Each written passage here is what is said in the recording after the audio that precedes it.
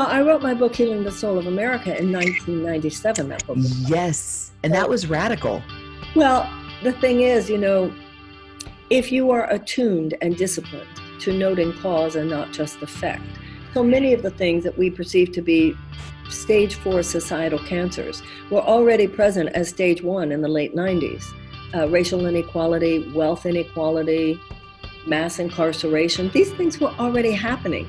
So when people were talking about, oh, everything's so good, I was asking at the time, doesn't that depend on what neighborhood you live in? Doesn't that depend on what part of the world you live in? So that's what metaphysics is. It's beyond the physical, what's happening underneath the surface. Martin Luther King said there are two kinds of peace, negative peace and positive peace. Negative peace, he said, is where there's no outright conflict, but there's an underlying tension and anxiety. Positive peace can only be predicated on brotherhood and justice. So I saw a lot of negative peace back in the 90s, and you're right. I talked about this, and many people in the higher, consciousness community were like, oh, is she going to go on about politics again? But I was like shaking people's shoulders. We have to look at this. We have to look at this now. Now that Trump is president, people are awake. People get it. So it's a different time. People are not now, oh, I don't want to hear about it. People now, we have a critical mass of people just saying, what do we do? What do we do? And that's where my conversation is now. Now we need to do this. Now we need to hold a virulent form of capitalism accountable.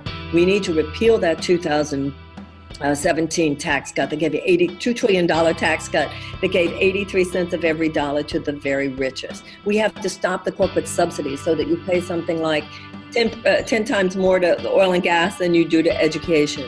We need to be able to negotiate with big pharma, the government, so that we can have lower costs on medicine.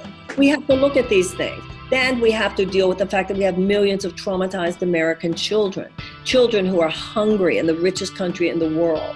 We have to look at the fact that there's reparative work to do with both Black Americans and Native Americans.